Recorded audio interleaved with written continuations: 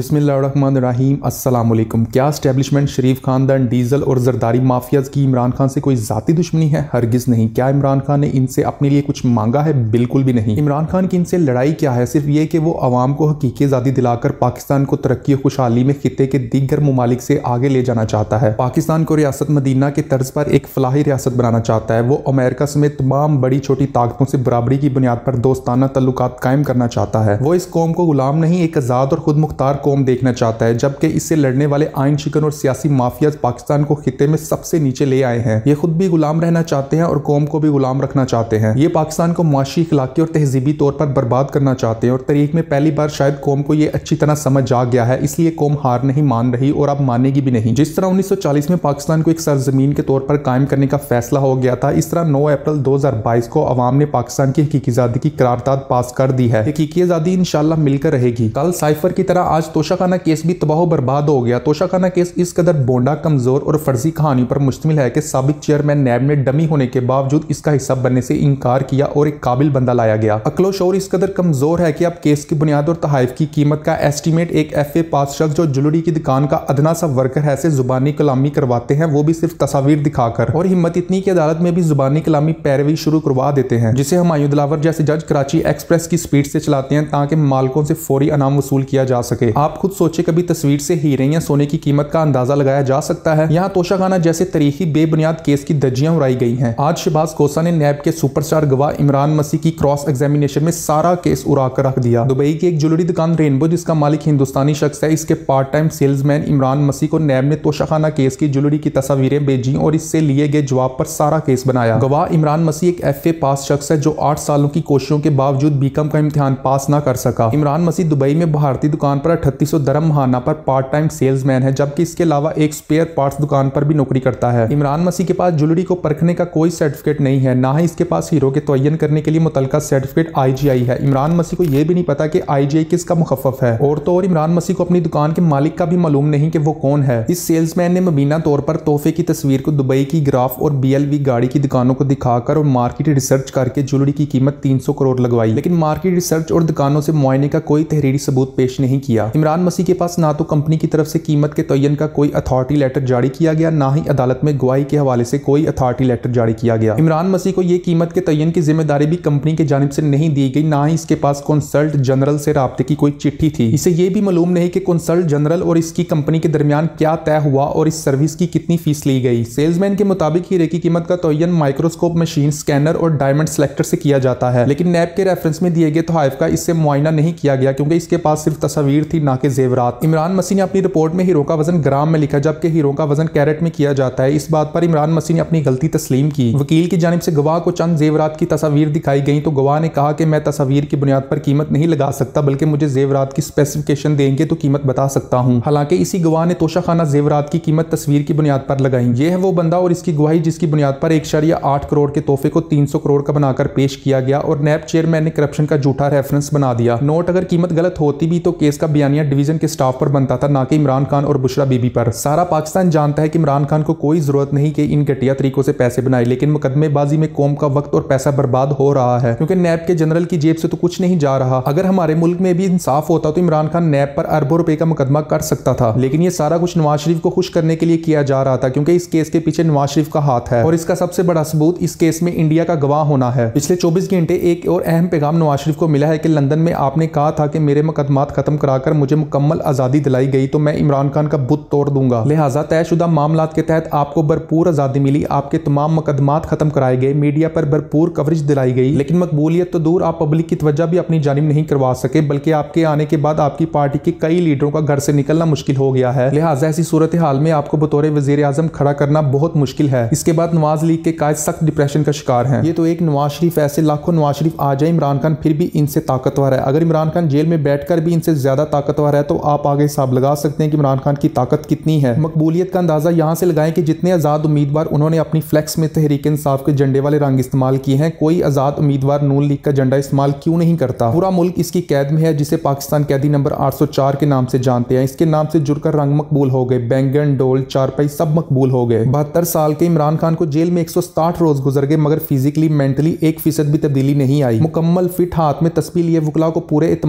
और दबंग अंदाज में हिदायत देता देता है, सहाफ़ियों से खुलकर बात करता है, जिसका दिल चाहता है नाम लेकर तनकीद करता है, जज हो या तफ्तीशी हकाम पूरे कॉन्फिडेंस के साथ मुनाजरा करता है। अल्लाह के फजलो करम से न डरा हुआ है न घबराया हुआ है, पुर एतमाद और न डर अंदाज में वक्त गुजार रहा है।